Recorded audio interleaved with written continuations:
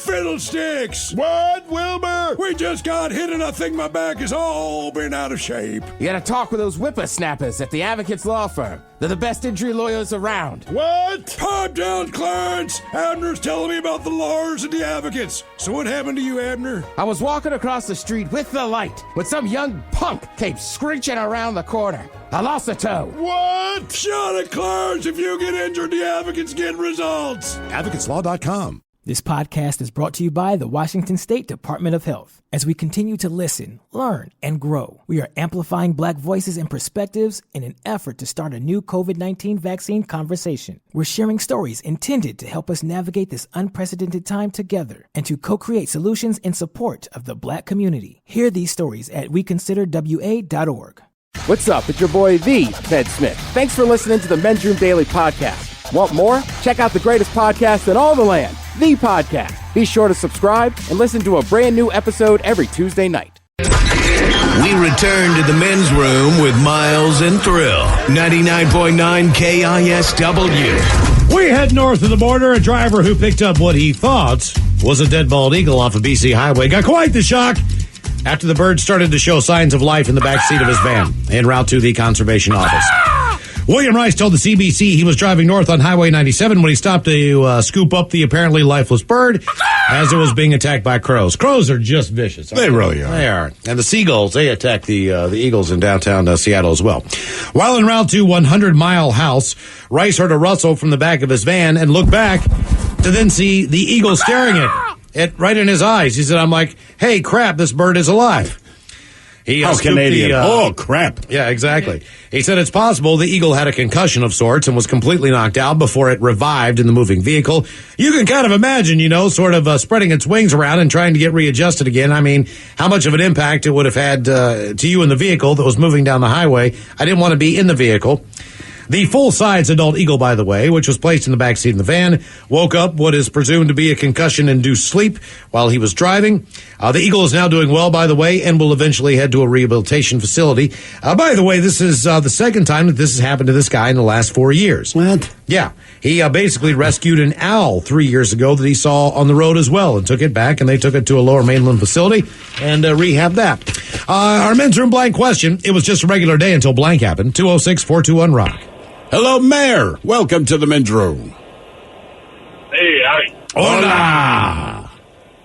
Well, I got two things for you. One, I need your grease. Two, go cracking. Okay. Need our grease and go cracking. I dig it. So what happened to make it not an ordinary day? All right. Well, I was driving. I was in Northern California doing some work. We're looking at a new project out there on a highway. The highway had been realigned in multiple projects that kind of made this highway safer. Well, the last 4 miles of the highway were what we were looking at, the unsafe section, and apparently the most dangerous section of the highway in California. And I had been driving and talking to landowners along the highway. So I just left some people's house. There's no service. They kind of gave me this big warning. Hey, when you get to the top of the pass, it's getting snowy. Make sure you got everything you need because there's no service up there. So I go about 5 miles down the road. I'm going to the top, thinking about this highway. How are we going to build it? Why is it so dangerous? There's a little river along the highway on the left, and there's a cliff coming down to the right. Well, I come up to a corner, and I start slowing down. And a car comes upside down around the corner into my lane to a stop. Was there snow on the ground at this point, I guess? There's a little bit of snow starting as I'm kind of going up the hill, up the pass, and there's more snow as you go kind of thing. And I could see them flipping and skidding, second by second, just thinking, had enough time to think, am I going to hit this person? And really what was going on in my head was if I had left these people's house 10 seconds later, I would have been in the middle of the turn, just by a few second difference, and there would have been no saving it. Well, they come to a stop. I come to a stop. I jump out. The lady is hanging upside down, head almost scorpion, like head not crushed, but all squished up. to her shoulders, upside down in the car. And I've had some first aid training, so I know, like, hey, if I can leave her where she is, if she's got a spinal injury kind of thing, like, that's the best. Is if I can just leave her there, and she's crying and screaming, and I'm talking her down. So I have to go call 911, and I don't have service, so I go back to these people's house after talking to the lady. I'm just telling her, hey, I'll be right back. Tell them to call 911. I come back. No one else is there yet. She's crying. Someone else comes up finally behind me, before the paramedics. This guy is an off-duty fireman. I couldn't have been happier to see him. And he reaffirms what I was doing was, don't take her out, because we don't know if she's got a spinal injury, no seatbelt kind of thing. And but before the paramedics got there, she kind of got her wits about her and crawled out on her own, and it said the technical term, like extricated herself from the car. He's a fireman. He's got all the lingo, and you can obviously smell there might have been a little bit of some drinking going on, and we just got to keep her calm. And paramedics show up and strap her to the board and all that, and take all of our statements. And then I keep going on my way, and I get to the top of the pass. There's a lot more snow, and I start coming down the other side. And there's a hitchhiker. I'm like, what the hell is that guy doing up here? I mean, the story really should have ended there, but, I'm not going to leave this guy on the side of the road at the top of the path. I'm already shooken up. So I pull over. I pick him up. But he had looked, like he's had better days. He's got a sleeping bag draped around his neck. And kind of looks like he'd also been indulging on other things. And, I look at him straight in the eyes before we get in the car. I go, like, what are you doing out here? He tells me, he goes, sometimes I need to get away from, civilization, and I go hike around the woods. And when my medication runs out, I know it's time I got to start getting back. So this guy, I don't know what's wrong with him. He's unmedicated. And I'm like, well, just so you know, I'll let you in the car, but we're going straight to a hospital, and I'll drop you off like in the driveway. And I'm like, this is the plan. So then I'm white knuckle thinking this guy's gonna rob me or steal my car or take everything I got. But I finally get down to Reading and drop him off and go to Sherry's. I get some pecan pie and some Bud Light. Northern California is kind of an adventure, isn't it? Yeah. Yeah. This is what I've heard. I gather. I like that there's a guy on a mountain pass just walking there with a sleeping bag. It's like, I knew something was off. So I picked him up. And he tells me he's unmedicated. Like, you're not getting in my vehicle at that When point. the meth runs out, I'm going home. That was my thought. Men's Room Blank question. It was just a regular day until blank happened. 206-421-ROCK. Is it medicine or is it daddy's medicine? Right. Two different things in my home, Yeah, well, there's medicine I take, I have a headache or I have heartburn. And then there's what I refer to as daddy's medicine when the kids ask. And chances are it's located in a beer bottle. Mm-hmm. So like prescription medicine or daddy's. It's a big difference because mommies have mommy medicine too. Yeah. What are you doing out here? What do you think he's doing out there? Drugs. Exactly. Hello, Zach. Welcome to the men's room. Hola! Hola! So, Zach, what happened to you? So, my sisters they're all much younger than me. And so, when it was their birthdays, I was usually, making an appearance at the house for them. So I would take them on, a day just for me and them, and we would go and spend the day and have fun and do whatever they want, right? All right. And for my youngest sister's it's her 8th birthday, and she wanted to go see a movie with me, and so I was like, all right, let's go. And we hopped in my truck, and this was my first truck, and me and my dad, we had built it or rebuilt it, and it was my pride and joy. And we were driving to the movie theaters, and this is over in the Kitsap Peninsula, so it's kind of out. We're kind of out in the boonies. And as we're driving down the road, my sister goes, oh, wow, look at that. And I just kind of glance over, and I see this big, snowy white owl flying across the road, and I was like, oh, wow, that's a beautiful owl, and it was totally majestic, right? And then it hit my truck. It went spread eagle on the radiator of my truck, then got sucked in through the radiator and completely munched to just shredded chicken. Oh, no. And what is your sister thinking when this happens? So she started to cry, and I was like, I'm so sorry, Sammy, I'm sorry. It'll be okay.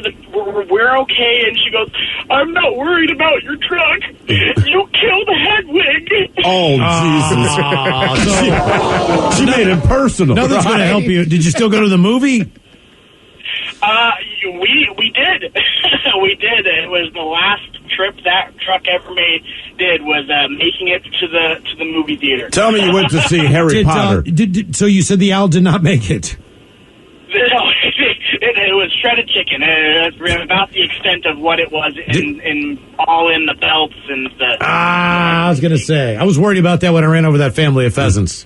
When you got to the movie theater, did she have to look at the grill of the truck? She was gonna go look to see if the owl was safe inside. She's like, maybe it just hitched a ride, and I was like, let's just to heaven. Let's just go straight in. And I walked her around the tailgate and went straight in. Those things, man, people don't realize they're like 7-8 pound birds. Yeah, I mean minimal. If you hit a full size, they're a big ass bird. That is not like hitting just a bird and bouncing off it. It's not that you want a lot of kids, but in those instances, over Christmas, we're in Pennsylvania, we're driving back to the airport, but it's like a 4-hour drive, so we're going through rural Pennsylvania, which is everywhere in Pennsylvania that is not Philadelphia or Pittsburgh. And the kids have been dozing off in the back seat, and I swear my daughter wakes up in just enough time to see the squirrel get indecisive about what direction it wants to go, but then you just hear as we drive by, right? So I'm like, oh, man, right?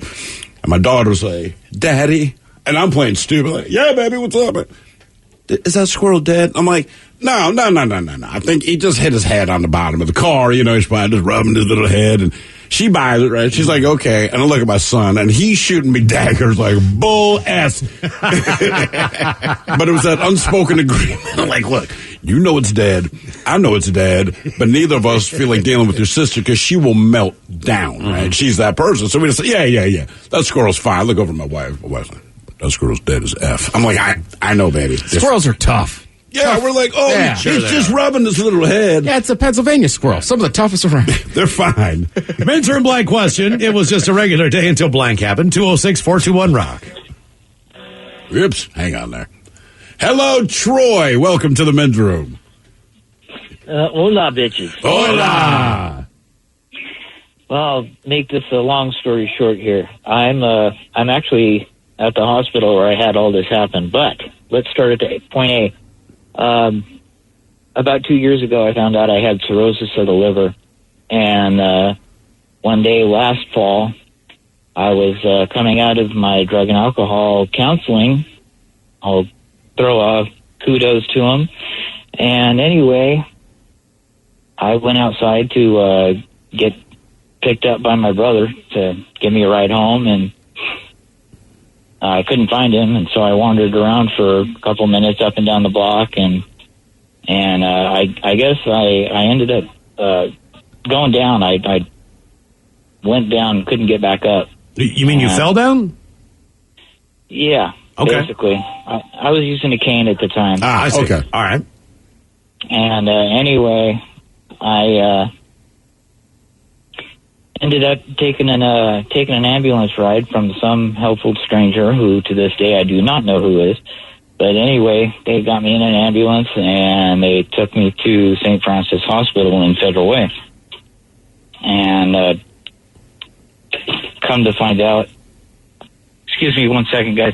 Oh, no problem. Hold on for 1 second. He's in the hospital. Take your time, bro. Yeah, exactly. I mean, and when you go to the hospital... Well, it's okay. When you go to the hospital, it takes a long time. You have to wait. Okay, I'm still here. Okay. Oh, damn, that was quick. Okay. All right, yep. Yeah, no problem, Okay, no. Hey, so anyway, come to find out that my cirrhosis of the liver was getting worse. When I first found out about it, I had like 20% of my liver left.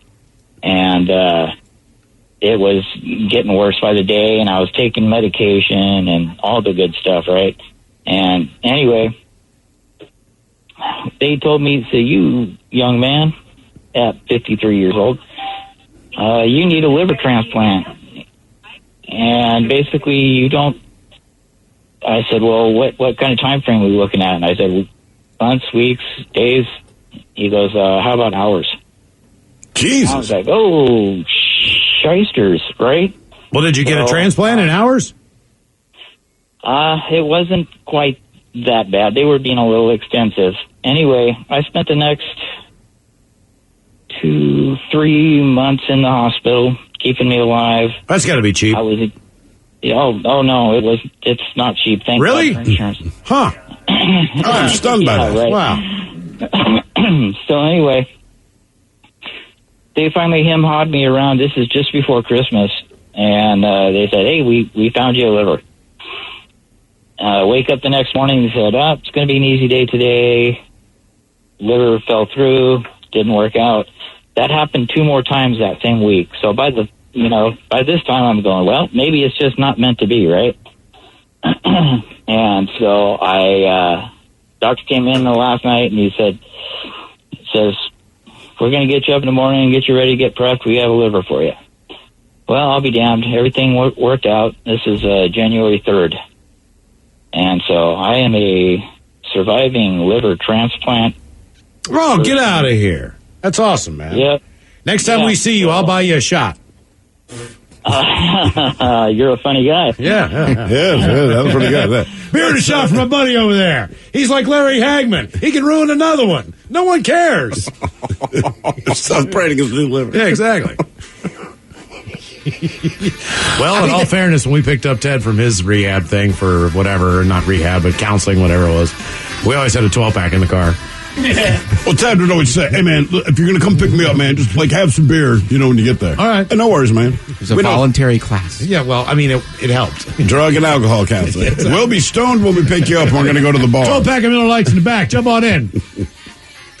It was just a regular day until blank happened. 206-421-ROCK. Oh, drat. I was driving along minding my own business when that vulgar leech hit my Beamer with his pickup truck. I fear I've fractured my clavicle. I say, old boy, don't simply put it in the hands of your insurance company to sort it out. Talk with the dedicated road solicitors at the Advocates Law Firm. Pipe down, you old sod. The Advocates will see your case through to the bitter end and won't sleep a fortnight until they have victory in their grasp. Jolly good, old man. Jolly good indeed. You get injured, the Advocates get results. AdvocatesLaw.com. This podcast is brought to you by the Washington State Department of Health. As we continue to listen, learn, and grow, we are amplifying Black voices and perspectives in an effort to start a new COVID-19 vaccine conversation. We're sharing stories intended to help us navigate this unprecedented time together and to co-create solutions in support of the Black community. Hear these stories at weconsiderwa.org. Some fans gear up for game day, but some fans follow their team every day. That's why the Locked On Podcast Network has a daily podcast for your favorite MLB team. Every trade, every overtime win, every game. Our local experts cover the biggest stories around your team every day. Search Locked On plus your favorite MLB team on the Odyssey app or wherever you get podcasts. The Locked On Podcast Network, your team every day. The men's room is in progress. 99.9 KISW and KISW HD1 Seattle. Thank God! Coming up, we will drink, we will toast with a shot of the day, then the return of Bad Choice Friday. You know it's Bad Choice Friday. It's Bad Choice Friday. You know it's Bad Choice Friday. Hey, man, this is your fault. Jam on. Today we celebrate the rain with the Weather Girls. It's raining men.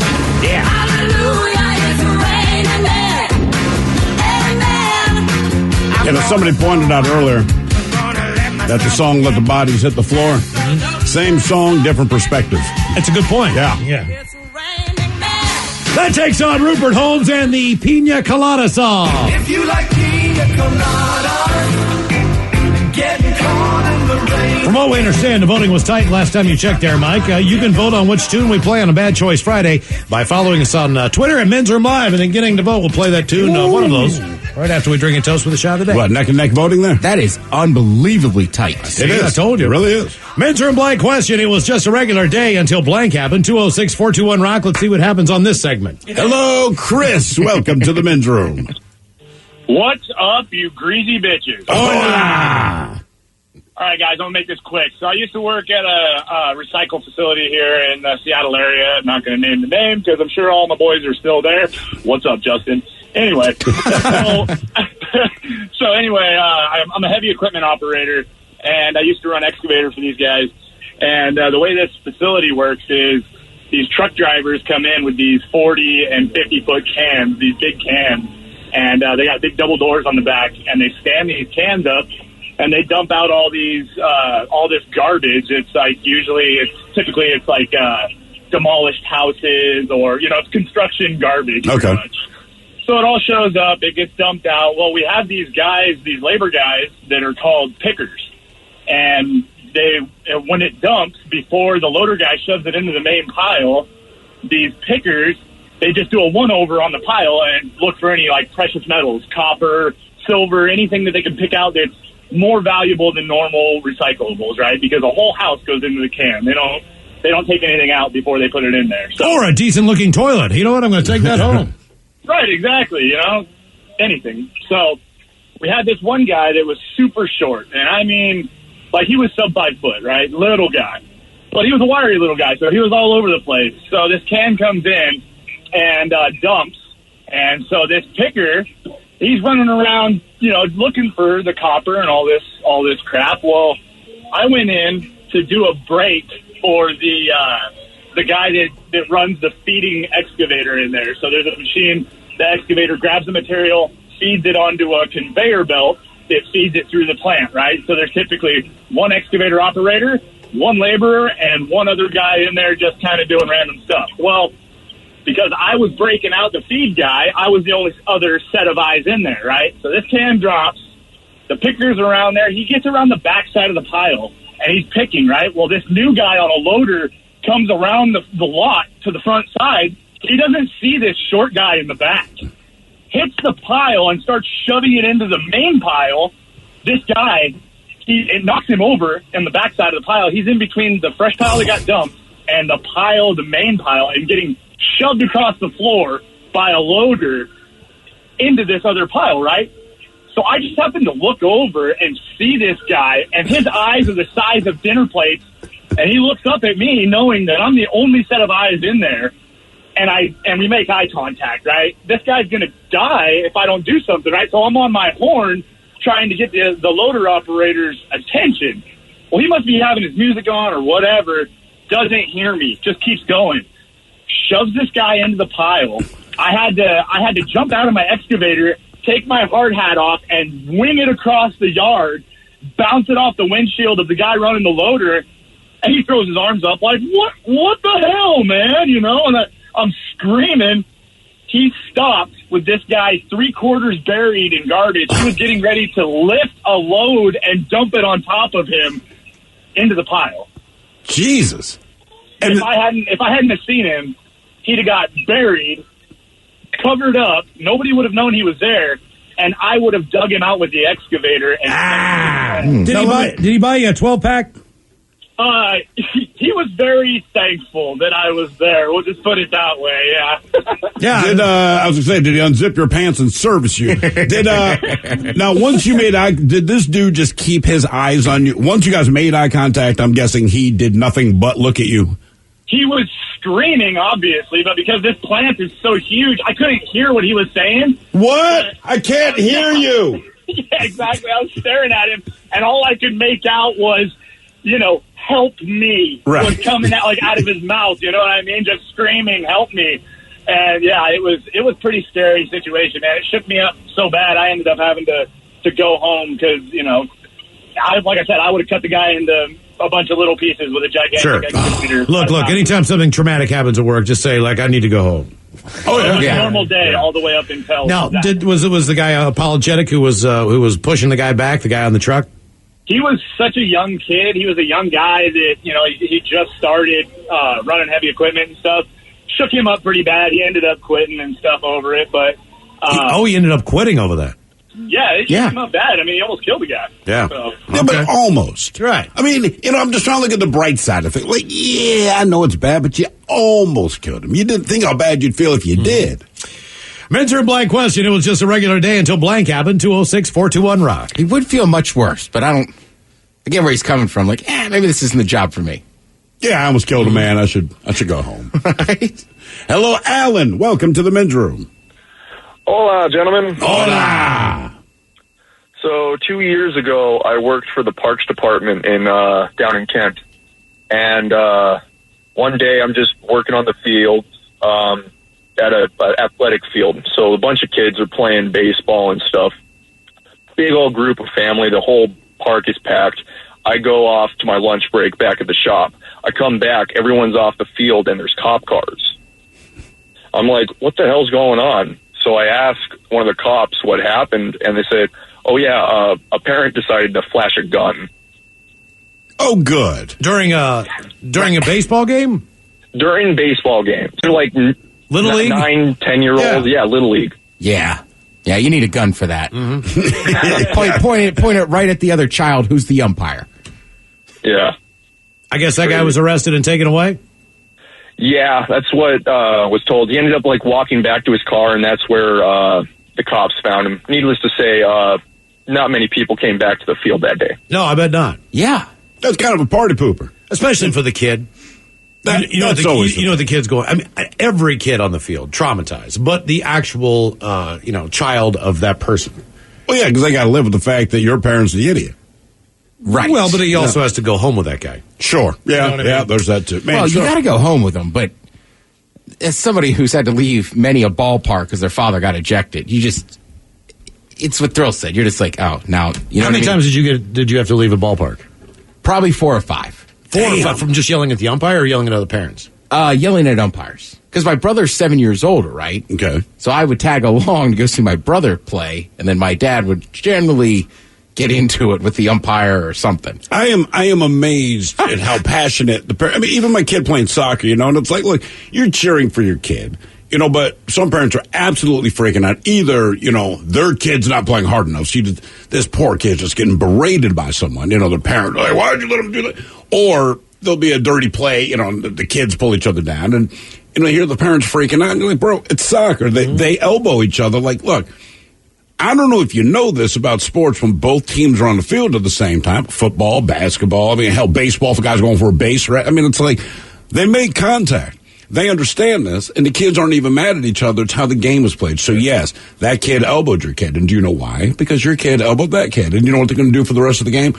They're going to elbow each other. And then do you know what they do because the coaches make them? They're going to shake hands and not worry about it. And eat their orange slices. Right. I'll also say this. The kids they're kids, let them play, and that is how the game is played. You might have not only that, but you might have an adult, but half the time it's a 17-year-old, 18-year-old girl or guy out there, and they're in high school, and they play soccer or whatever, but they're the only person on the field. Every once in a while you have a line judge. Sure. But for the most part, it's a one-man show. Person, right. So, you can't really bitch about who kicked the ball out of bounds when the angle's not right or who gets possession. Just basic things. You have to understand that that guy can't do everything. It's not a professional sport, and we're not betting on it. Right. So in that instant, this is all 100% meaningless other than them having fun and learning sportsmanship. Sure. Right? And half the time you walk off and go, it's a tie. So what's the difference? Depending on age. It's soccer. And trust me, kids know the goal count. You can try to tell them, it came to a tie, like we won 7-5. Yeah, there's the other side too. Like my cousin Tom, he would always referee basketball games, right? Mm-hmm. Even before he had kids.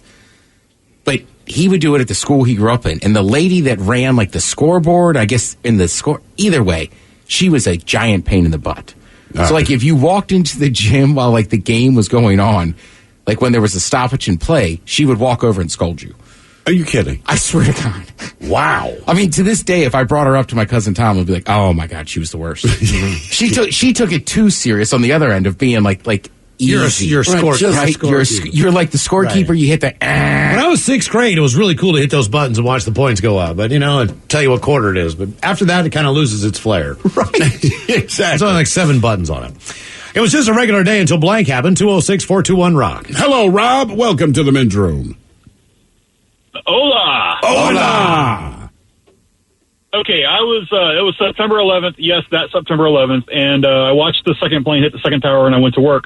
I was walking across a pallet of wood, and there was a nail sticking up that I didn't see, so I put a 6-inch nail through my foot and went and got tetanus shot, cleaned up everything. Now, that's not the worst part of the story. I get home from work, and I go do a belt test for Taekwondo. I do a jump, reverse, hook, spin kick, land on the side of my foot, and my knee goes pop. And I hyperextended my knee and couldn't walk for 2 days. That's a hell of a date for you in history, isn't it? And let me guess, you got very little sympathy for all this on that particular day. So when most of us are watching these tributes, you know what I mean, of all the things that happened bad that day, all you can think about is just missing that spin kick and not advancing in your belt. I got my belt. So the good you didn't get your belt. All right, I did get the belt. Even with the 6-inch nail. That was the end of the test. It was the hole in my foot that caused me to land on the side of my foot that caused me to hyperextend my knee. Oh, so you're trying not to land on that pressure point. Absolutely. Yeah. And again, that's still the day that nobody cares. Right. Man, I put a nail through my shh, quiet, man. Nope. I'm concentrating. And I was on crutches for 2 days, and work was all whatever. Right. So I got off the crutches and. Yeah. Has there ever been the whole story? Can I ask you a question? Could you, based on what happened to your knee, could you attempt that move again? I wouldn't attempt that move again. No. You would not. All right. I can do hook kicks. But I can't do the jump and land on. Wait, what exactly is the hook kick? I get the roundhouse part, but what's the hook part? It's where you hit somebody with the heel of the foot. So you essentially stick your foot out and hook back on them. Boom. Gotcha. Yeah. Have you ever had to open up a can of kung fu in real life? Just once, but I threw one kick, and my buddy had the guy on the ground in a chokehold. Before we were drinking at one of the bars in Tacoma, and my buddy wasn't drunk. The guy pushed me in the back of the head, and I spun on him. And before I had a chance to get on him, my buddy had him on the ground, and he wasn't drunk. My buddy wasn't drunk. The other guy was, but did that kind of piss you off? Had to use it in real life. I'd be kind of irritated. Like, look, man, I appreciate my buddy, coming to my rescue. Like, bro, let me break out the kung fu, man. Right. This is like practicing for any sport and never really getting in to play the game. You know what I mean? That's what I feel like if you go to a dojo. So, did your buddy know martial arts? Oh, absolutely. He's been training since he was 3 years old. All right, okay. Because if he just beat somebody's ass regularly, right? You know what I mean? But you got all this knowledge. You guys always go for the kick first. It always seems like, He's got the old school. He's got the old school black belt. His teacher. He started off as a white belt at 3 years old, and by the time he was 17, that belt had gotten so dirty it was black. The old school black belt. I've never heard that one. Well, believe it or not, my understanding is the reason it went from white to black was just based on, at the time that the first teaching martial arts, most of the people taking martial arts are dirt poor, right? All right. And the idea was, we'll start with the white belt. By the time it starts getting super disgusting, you've probably improved enough so you could dye the belt to get darker and darker. That was honest to God why it was. So it's like, look, we'll start with the white belt, which means, you're the tenderfoot, the novice, you're new to this, whatever the case is. But these cats way back in the day could not afford to replace a belt. So it's like, you know what? We will simply dye it darker as we go along. Mentor blank question. It was just a regular day until blank happened. 206-421-ROCK. I thought I was the martial arts guy. In other words, if you know kung fu, it's because you're broke. That's what I take away from that. I just can't believe the move is what ruined you. What do you mean? Just the attempt to try to make that kick is what dislocated your knee. Well, he had a nail gone through his foot, I man. understand that, yeah. Right, so he was off his normal balance. Correct. And would still kick our ass. I can't believe you go and take that test after a 6-inch nail. That was kind of my thought, too. Like, hey. Code of the warrior. They cry on the inside, Miles. Oh. Yeah. Hello, man, bleed on the inside. Push that down inside. I bleed on the inside. We call that hemorrhaging. Right. Hello, Dusty. You're going to die. Right. Hello, Dusty. Welcome to the men's room. How the heck are you? Hola. Hola. Dusty. Okay, I'll make it quick. It was a wonderful, wonderful story. I used to live over on Oahu. Did my thing with,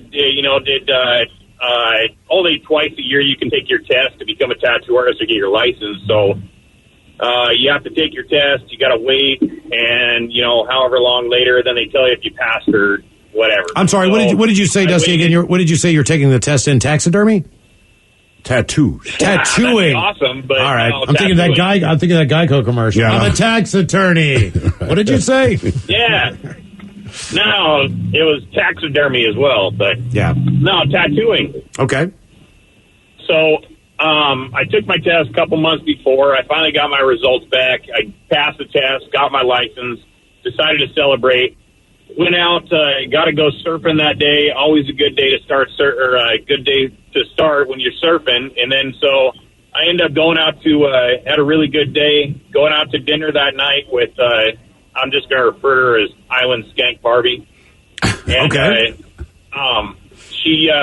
So we go out to sushi, we do all this, do that, super, super good food, what have you. We're on our way home, and when we went out to dinner, we were down in Waikiki, and then, so we lived over in Mililani, which was up towards the Dole Plantation, so it took maybe a half hour to get home. Well, in between that time, you know, I'm driving this car with this hot chick, and I've got gases, and I'm trying not to unload in the car. So we pull over for gas, ironically, and she goes into the store. Well, I'm pumping the gas, and I'm like, yeah, this is my time to let it loose, get it all out with the trade winds. And normally I wore board shorts, surfboard shorts underneath my pants just because I surf so much. And I let it out, and I crap myself all down my Oh, leg. no. Like it was like a soft serve. Oh, man, it was horrible. But I was wearing flip-flops, and, of course, it went all the way down my leg, on my feet, and everything. Anyway, she didn't know.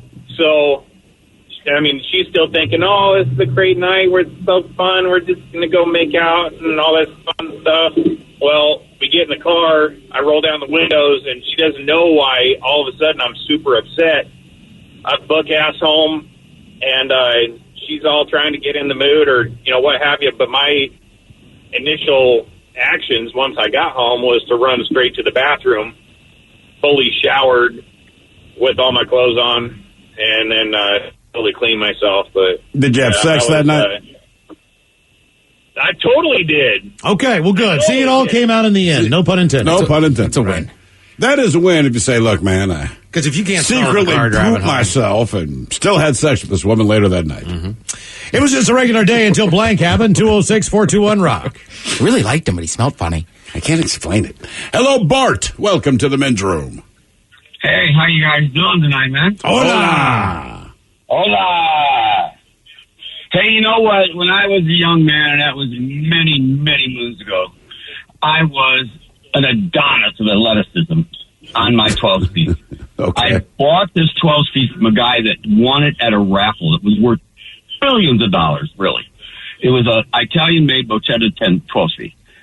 And so I rode it forever, and then Melissa moved 42 miles away to the lake.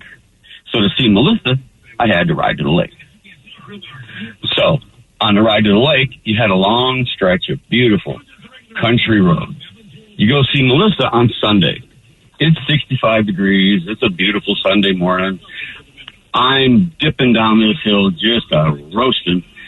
And all of a sudden, I'm in the air.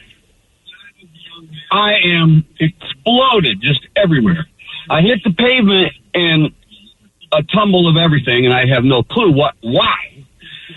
And as fast as I can tell you this, just as the pain is starting to happen, and I'm starting to realize I'm on the ground, I hear these tires and I hear footsteps, and I look up and I see this woman in this really nice Sunday dress. She's looking down at me and she says, "Are you okay?" And I think I'm talking to myself. I don't know why. I went, "Hell yeah, kick me." And she just went, "Oh," and she walked off. And then I realized blood is dripping off me, several places. And I'm starting to come to more, and I'm in pain now. And I'm trying to look around, and all of a sudden there's a pickup truck right beside me, about 2 foot from my head. And then I orientate. I'm in front of this farmer's driveway. And I look over, and there's this little black blob laying about 6 feet over in the middle of the road. And there's this pickup truck sitting there, and I'm like, oh, damn. And I find my glasses. They're miraculously in perfect condition. And I put them on, and I realize this little black dog's hair, or little black blob, is a little black dog, and it's hairy. And the guy's getting out of the pickup truck, and I'm trying to stand up. And he's Joe Bob the farmer. He looks down at me, and he goes, well, at least I don't have to tell her I killed the little son of a bitch. Excuse my language. And I'm like, wow, oh, okay. And I look at my bike, and it's mangled. Front tire's just mangled. And he goes, well, suppose I'll have to take you somewhere and get you repaired. I'm like, well, it'd be a great kindness. And somewhere is like 35 miles away. And so I go to reach for the door of the truck, and he goes, oh, hell no, get in the back.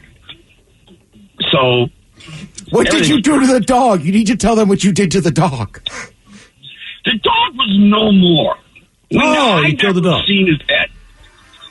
You killed the dog. Good Lord. He told me he was riding his bicycle, went flying because he decapitated a dog. Oh, yeah, lead with that, man. You told that so much quicker. He told me the original version much quicker. And it was more interesting. There was no farmer. There was no truck. There was no lady in a sundress. I hate to say this, but on a positive Friday thing, the most positive thing that happened is we're done with calls right now for this couple seconds. Yes.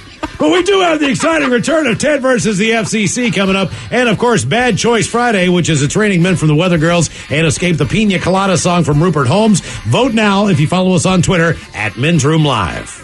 This podcast is brought to you by the Washington State Department of Health. As we continue to listen, learn, and grow, we are amplifying Black voices and perspectives in an effort to start a new COVID-19 vaccine conversation. We're sharing stories intended to help us navigate this unprecedented time together and to co-create solutions in support of the Black community. Hear these stories at weconsiderwa.org. Some fans gear up for game day, but some fans follow their team every day. That's why the Locked On Podcast Network has a daily podcast for your favorite MLB team. Every trade, every overtime win, every game. Our local experts cover the biggest stories around your team every day. Search Locked On plus your favorite MLB team on the Odyssey app or wherever you get podcasts. The Locked On Podcast Network, your team every day.